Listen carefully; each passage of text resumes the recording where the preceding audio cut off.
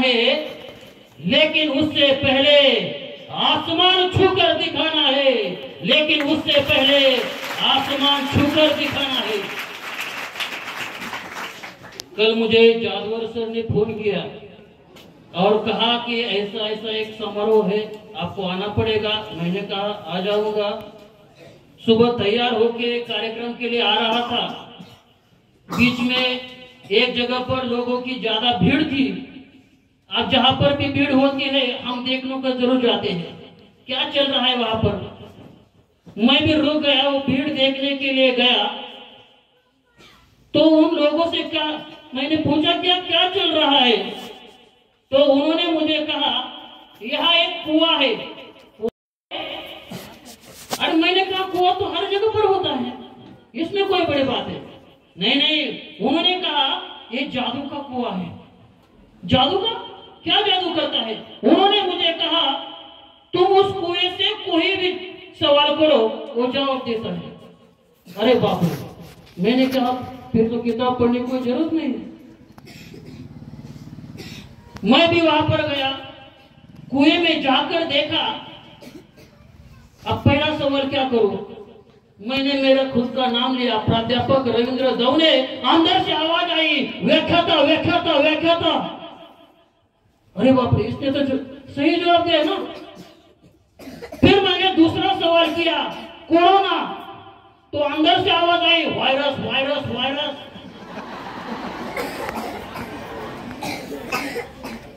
मैंने फिर तीसरा सवाल किया, आर्ची पर्चा। अंदर से आवाज आई, साइराट साइराट साइराट साइराट साइराट।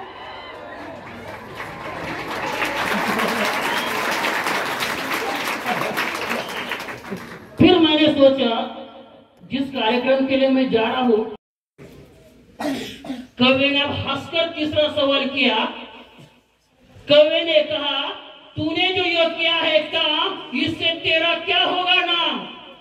तूने जो यह किया है काम, इससे तेरा क्या होगा नाम? और इस सवाल का चिड़िया ने जो जवाब दिया है, ये जवाब अगर आपको पसंद आए दोनों हाथ ऊपर उठाकर जोरदार तालियां लगाना। कवि ने कहा तूने जो यह किया है काम, इससे तेरा क्या होगा नाम? चिड़िया ने जवाब दिया, जब इस आग का इतिहास लिखा जाएगा, जब इस आग का इतिहास लिखा जाएगा, मेरा नाम आग लगाने वालों में नहीं, आग बुझाने वालों में लिखा जाएगा।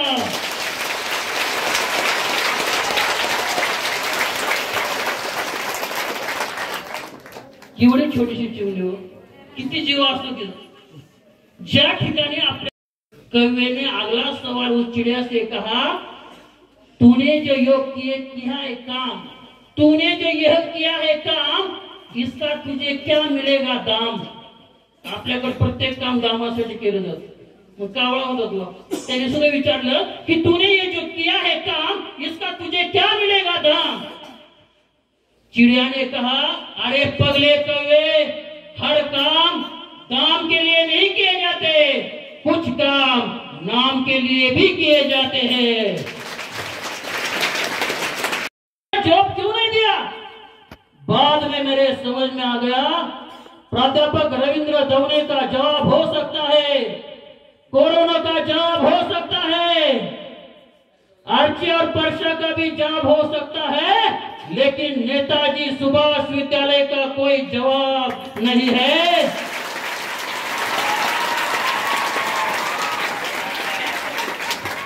नेताजी सुभाष विद्यालय का कोई जवाब नहीं है, क्योंकि लाजवाब है।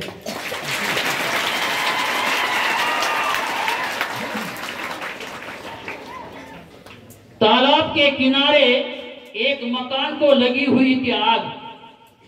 तालाब के किनारे एक मकान को लगी हुई थी आग। कुछ लोगों ने उठाई बाल्टी तो कुछ लोग जा रहे थे भाग। समाजामध्ये दोन प्रकारचे लोक असतात, संकटामध्ये मदत करणारे।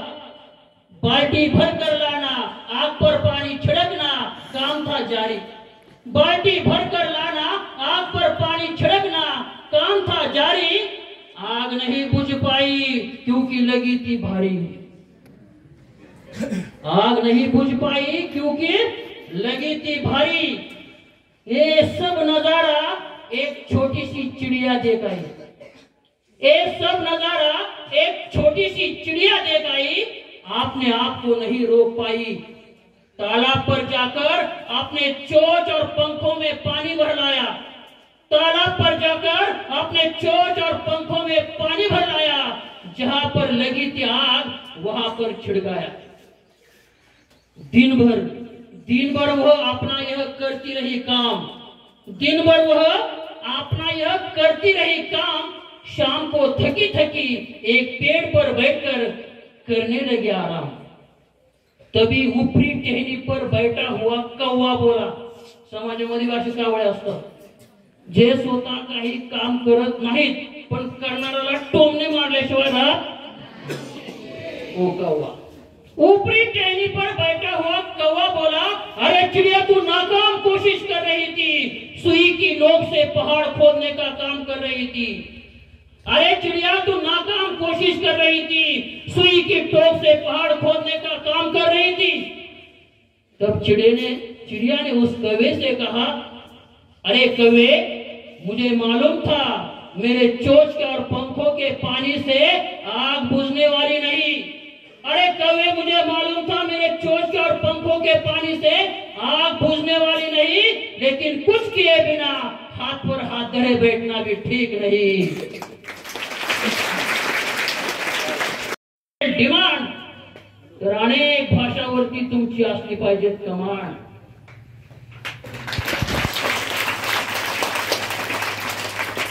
विद्यार्थी मित्रांनो, छत्रपती संभाजी महाराजांना 17 भाषा येत होत्या आणि त्यांचं आयुष्य फक्त 32 वर्षाचं। 32 वर्षामध्ये ज्या राजानं 17 भाषा शिकला। संत ज्ञानेश्वरांनी वयाच्या 16 वर्षी ज्ञानेश्वरी सांगितली, पण वयाच्या 14 वर्षी संभाजी महाराजांनी बुधभूषण नावाचा संस्कृत मधला ग्रंथ लिहिला होता। दूताचे सुराचे मांसाचे वेशा पापानी चोर परदार सेवा येतानी सप्त व्यसनानी सप्त नर सुदर नरक नाही। हे संभाजी महाराज होते। मग मला सांगा, तुम्हाला किती भाषा येतात? नक्की मी प्रश्न विचारणार आहे। कमीत कमी आपल्याला 3 भाषा तरी आल्याच पाहिजेत। मातृभाषा, राष्ट्रभाषा, आंतरराष्ट्रीय भाषा। या जगामध्ये अडाणी माणसाला किंमत नाही। डॉक्टर बाबासाहेब आंबेडकर म्हणायचे, अडाणी माणूस हा पशुतुल्य आहे। पशुतुल्य म्हणजे जनावरासारखा। तो फक्त दिसायला माणसासारखा असेल, कृती मात्र त्याची माणसासारखी नसेल। याचं एक छोटंसं उदाहरण सांगतो। एका माणसाला पुण्याला जायचं होतं, अडाणी होता। काला अक्षर भैस बरोबर अशा प्रकारचं, म्हणजे पुस्तकातले अक्षर त्याला म्हशीच्या पाठीसारखी दिसायची। आता तो गावाच्या स्टँडवरती आला। त्या कारखान्यामध्ये स्टँड काही खूप मोठं नसायचं। एखादं बाबळीचं झाड असायचं आणि तिथं 2-4 दगड ठेवली असायची बुट्ट्या बसायची।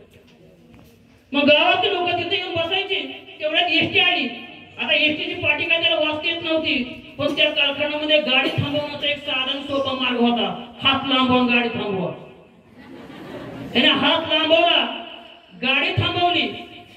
आत चढला तर काय सगळी गाडी फुल भरलेली, जसं आवडलं फुल भरलेलं आहे। आता इकडं बघितलं तिकडं बघितलं, कुठंच जागा नाही। आता पुण्याला जायचं इतक्याला पुढे बसायला मिळालं पाहिजे। त्यांनी बघितलं ड्रायव्हरच्या शेजारची बोनट असतो, तिथं मोकळा होता तो बोनट। ती गेला मटकन त्या बोनटवरती बसला। गाडी सुरू झाली। ड्रायव्हरने गिअर टाकला। ड्रायव्हरने गिअर पुढे टाकला की पुढे बघायचं। ड्रायव्हरने गिअर मागं ओढला की मागं बघायचं।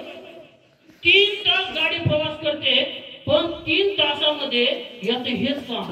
ड्रायव्हरने गिअर पुढे टाकला की हे पुढे बघायचं, ड्रायव्हरने गिअर मागं ओढला हे मागं बघायचं। 3 तास झाले, एका ठिकाणी गाडी थांबली। ड्रायव्हर आणि कंडक्टर चहा पिण्यासाठी खाली गेले। ड्रायव्हर म्हटले, मामा चला चहा प्यायला। तो म्हणला, नाही मी चहा पित नाही म्हणून। मग ड्रायव्हर कंडक्टर चहा प्यायला गेले। 4-5 मिनिटं चहा वगैरे घेतला आणि नंतर येऊन एसटी मध्ये आले। कंडक्टरने बेल दिली, ड्रायव्हरने गाडी स्टार्ट केली आणि गिअर टाकायला हात घातला, गिअरच नव्हता दिसत। म्हणलं, मामा इथं दांडकं काय झालं? मामा म्हणला उपसून काढलं की बाजूला का उपसून काढलं? अहो 3 तास झाले तुम्ही मागं करताय पुढं करताय मागं करताय पुढं करताय, तुम्हाला निघलं नाही राव, एका झटक्यात उपसून बाजूला काढलं.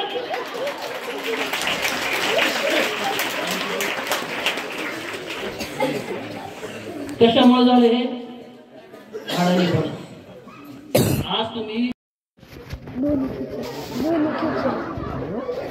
या माईकला काय म्हणतात मराठीमध्ये?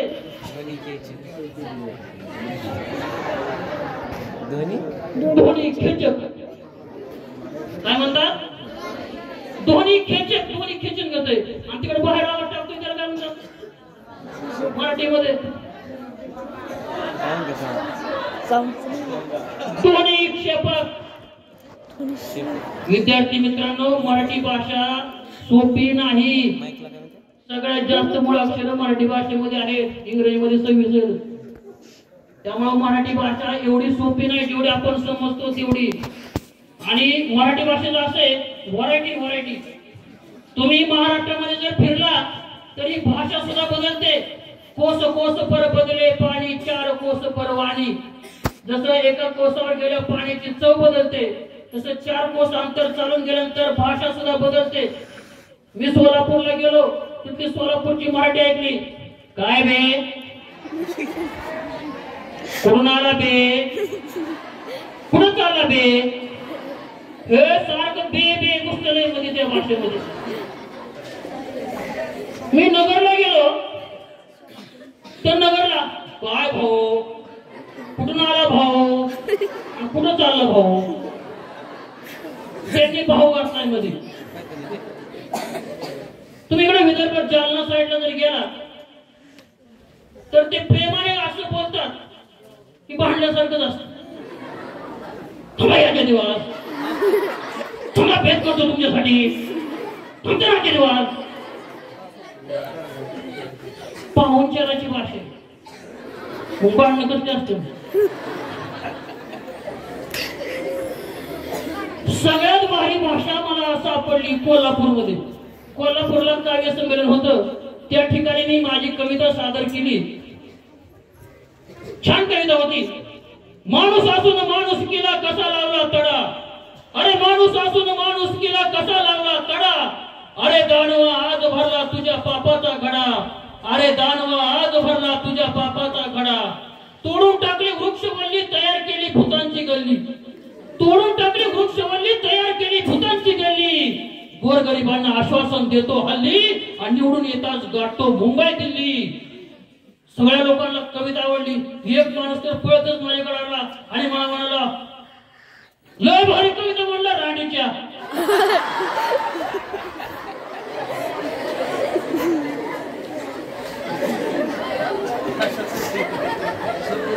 कोल्हापुरी भाषेमध्ये वापरला जाणारा शब्द आहे.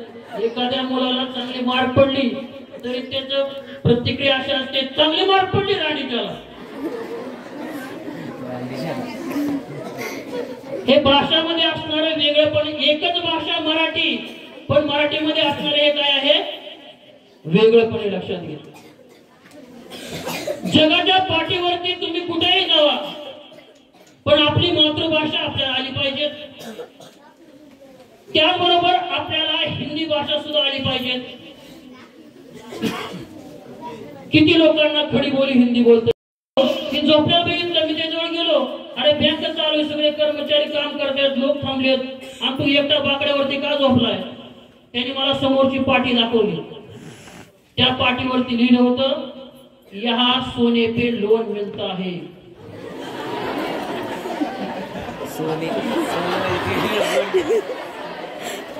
यहाँ सोने पे लोन मिलता है. भाषा जर समजली नाही तर त्यामधून सुद्धा विनोद तयार होतो. शब्दाचा योग्य अर्थ आपल्याला लावता आला पाहिजे. आता तुम्ही मराठी बाई, इंग्रजी बाई असे विनोद खूप ऐकलेत.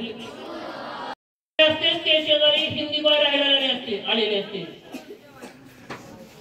आता हिला काय हिंदी येत नव्हतं मराठी बाईला, पण ती प्रयत्न करते बोलायची. मग ही मराठी बाई एक दिवस ही हिंदी बाईची एक दिवस ती मराठी बाईकडे आली आणि तिला म्हणाली, दोपहर को आप क्या करती हो, दोपहर को आप क्या करती हो. आता हिला काय हिंदी बोलता येत नव्हतं, ती झोपत असते. आता हे तिला हिंदी मधून सांगायचंय. मग ती काय म्हणते, दोपहर को गिरती हूँ, मैं गिरती हूँ. आता गिरती हूँ म्हणलं, हिने अर्थ वेगळा काढला. गिरती हो, फिर आपको लगता है क्या? हाँ लगता है, लेकिन बुरा लगता है. म्हणजे इंग्रजी भाषा असेल विद्यार्थी मित्रांनो, इंग्रजी भाषा सुद्धा आपल्याला चांगल्या प्रकारे बोलता आली पाहिजे. आज अशी परिस्थिती आहे, बऱ्याच मुलांना वाटतं की मला परदेशामध्ये जाऊन शिक्षण घ्यायचं, आणि परदेशामध्ये जर जायचं असेल तर तुम्हाला इंग्रजी बोलता आली पाहिजे. आता या इंग्रजीमध्ये सुद्धा मी काय विनोद शोधून काढले. एका व्यक्तीचं नवीनच लग्न झालेलं असतं आणि त्याचा एक मित्र त्या लग्नाला येऊ शकला नाही. तो 2 दिवसांनी घरी गेला त्याच्या, आणि घरी गेल्यानंतर शुभेच्छा देण्यासाठी गेला होता.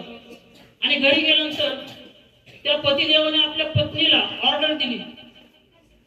आता त्याने काय केलं, आपली पत्नी किती शिकली हे दाखवण्यासाठी इंग्रजीमध्ये ऑर्डर दिली. त्याला माहिती नव्हती किती शिकलेली आहे, पण त्याला वाटलं की इंग्रजी त्याला माहिती असेल. त्याने आपल्या पत्नीला ऑर्डर दिली, सुषमा 2 कप टी.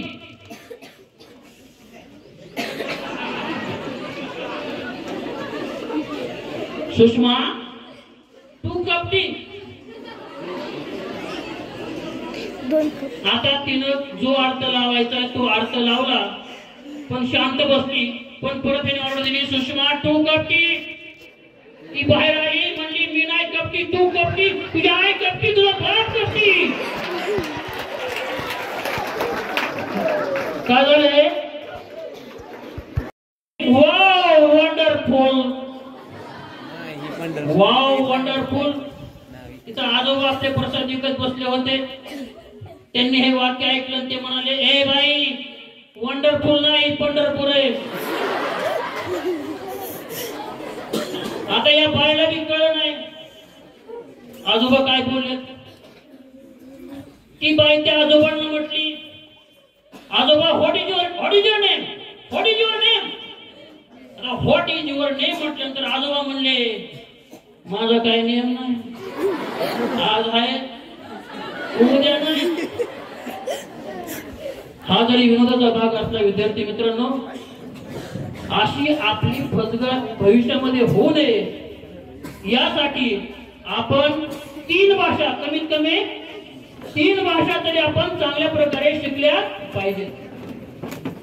आज मी पाहतोय बऱ्याच, मी शाळेवरती कार्यक्रमाला जातो आणि कार्यक्रमाला गेल्यानंतर मुलांना काय प्रश्न विचारतो, तर बऱ्याच मुलांना आपल्या संस्कृतीमधील सण उत्सव या तारखा वगैरे काही माहिती नसतात. पण या विद्यार्थ्यांना जर पाश्चात्य देशामध्ये जे काही सण आहेत ते सण त्यांना ऑटोमॅटिकली माहित असतात. कसे माहित होतात आम्हाला सुद्धा कळत नाही, ते त्यांना कळतात. आता 14 तारखेला कोणता होता? व्हॅलेंटाईन डे, पेरेंट्स डे, आणखी चॉकलेट डे. गुढीपाडवा कधी असतो?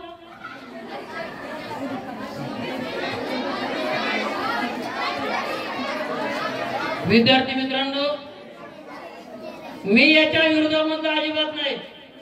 पाश्चात्य देशामध्ये जे उत्सव आहेत, जे सण आहेत, हे सुद्धा तुम्हाला माहिती असले पाहिजेत.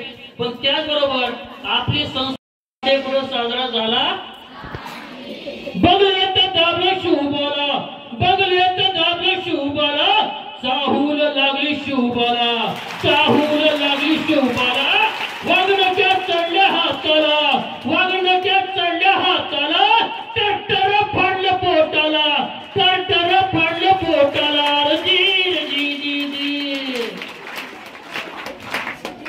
हा आपल्या इथं साजरा झालेला डे. परत असा डे पुढे साजरा झाला नाही. विद्यार्थी मित्रांनो, या ठिकाणी जे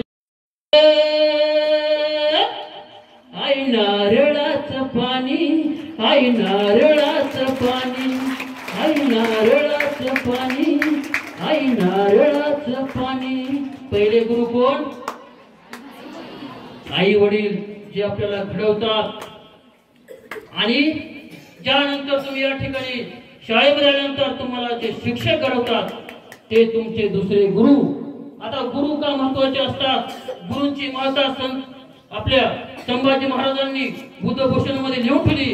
अज्ञान कृष्ण सर्पेन दंशिता भुई मानवा, द्वेषा जीवन है तत्वे नवमी जांगली गुरु.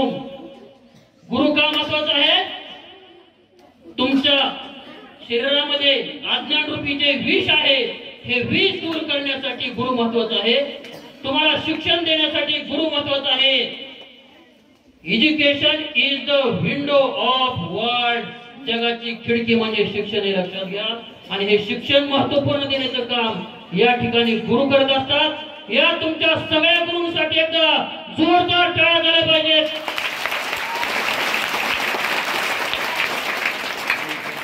एक मुलगा आपल्या गुरूंकडे आला, संकटात होता. आणि तो गुरूंना म्हणू लागला, ओळखलं का सर मला पावसात आला कोणी? ओळखलं का सर मला पावसात आला कोणी? कपडे होते कर्दमलेले, केसावरती पाणी. क्षणभर बसला, नंतर उठला, बोलला वरती पाहुणी. गंगा माई पाहुणी आली, गेली घरट्यात राहुनी. माहेर वाशीन लेकीसारखी चार भिंतीत नाचली. मोकळ्या हाती जाईल कशी? बायको तेवढी वाचली.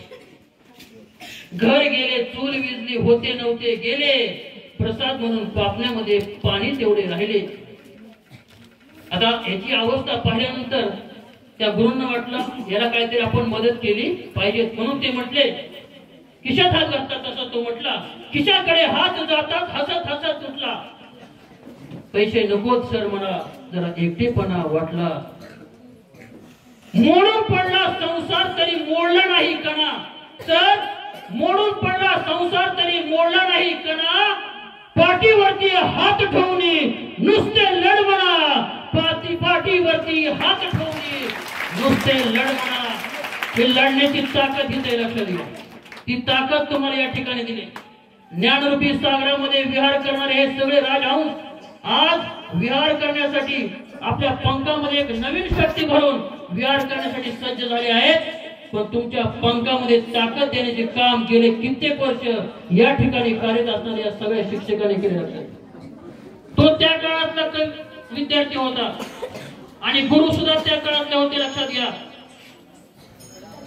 आता ही कणा नावाची कविता, याचं व्हिडिओ पण मी केलेले. कुसुमाग्रजांची माफी मागून हे ओळखलं का सर मला दुष्काळात आलाय कोणी? ओळखलं का सर मला दुष्काळात आलाय कोणी? हातात आहे पदवी आणि डोळ्यात नुसते पाणी. सर हातात आहे पदवी आणि डोळ्यात नुसते पाणी. क्षणभर बसला नंतर उठला, बोलला सरांकडे पाहुणी. क्षणभर बसला नंतर उठला, बोलला सरांकडे पाहुणी. नोकरीची आशा मनात शेतीसारखी पिकली. सर नोकरीची आशा मनात शेतीसारखी पिकली. आणि शिक्षण खर्च करता करता शेती बाडी विकली. सर शिक्षण खर्च करता करता शेती बाडी विकली. शेत गेले काम सरले होते नव्हते गेले.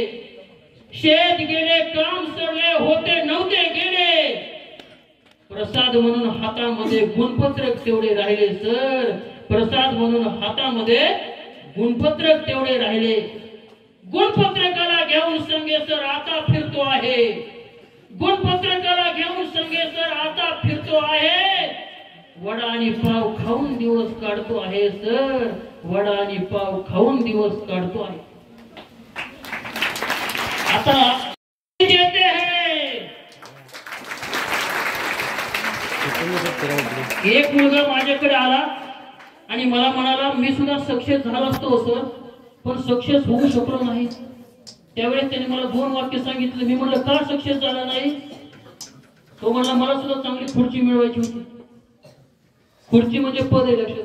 मला सुद्धा चांगली खुर्ची मिळवायची होती, पण मी सक्सेस होऊ शकलो नाही. मी म्हणलं का सक्सेस झाला नाही? तो म्हणला, कवी होता तो, त्याने कवीमध्ये सांगितलं मला 2 ओळी. बघत बसलो आरची, बघत बसलो आरची, म्हणून नाही मिळाली खुर्ची. बघत बसलो आरची, म्हणून नाही मिळाली खुर्ची. मी त्याला जरा मोटिवेट केलं, प्रेरणा दिली आणि तो गेला, अभ्यास केला त्याने. अनेक लोकांनी त्याला सांगितलं आणि त्याने अधिकारी झाला तो. आणि अधिकारी झाल्यावर माझ्याकडे आला आणि त्या कवितेच्या 2 ओळी, सर म्हणला 2 नाही आता 4 ओळीच म्हणलं. 2 ओळी नाही म्हणला, आता 4 ओळी म्हणलं. सांग म्हणून 4 ओळी तुझी. त्याने सांगितलं, बघत बसलो आरची, म्हणून नाही मिळाली खुर्ची. बघत बसलो आरची, म्हणून नाही मिळाली खुर्ची. अभ्यास करून स्वप्न पाहिली वरची, अभ्यास करून स्वप्न पाहिली वरची, खुर्ची सकट मिळाली आरची.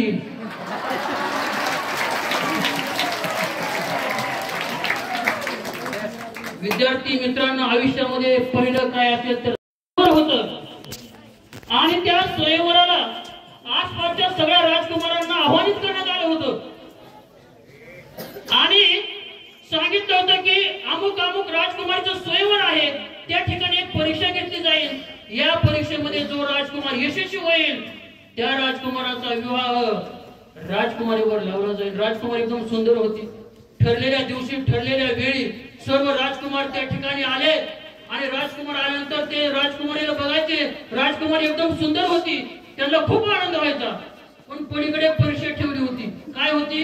एक 100 मीटरचा हौद खांदा होता, त्यात निम्म पाणी होतं आणि त्या पाण्यामध्ये मगर, आजगर, सगळे विषारी जलचर सोडले होते. आणि असा पण होता जो राजकुमार या कडेपासून त्या कडेपर्यंत पोहत पोहत जिवंत बाहेर निघेल त्याचा विवाह राजकुमारी बरोबर लावला जाईल. आता राजकुमारी सुंदर होती, प्रत्येकाला वाटायचं मला मिळावी मला मिळावी. पण ती परीक्षा जी होती तिथं हौदापाशी गेले की तोंड वाकडं व्हायचं आणि राजकुमार निघून जायचं. 1 तास गेला, 2 तास गेला, 3 तास गेले, पण त्या ठिकाणी काही कोणी उडी टाकाना. थोड्या वेळ झाल्यानंतर धपकने जाऊन उडी टाकली आणि धडपड धडपड धडपड धडपड धडपड धडपड करत करत करत करत तो पलीकडे गेला आणि बाहेर निघाला. जसं तो बाहेर निघाला तसं सगळ्यांनी त्याला उचललं आणि त्याचा जयघोष करायला सुरुवात केली आणि सांगितलं, आता तुमचा राजकुमारीवर विवाह होणार, आता तुमचा राजकुमारीवर विवाह होणार. पण तिने चिडलं होतं. तेव्हा म्हणला विवाह गेला मातीत, म्हणला मला ढकलून कोण दिलं म्हणून.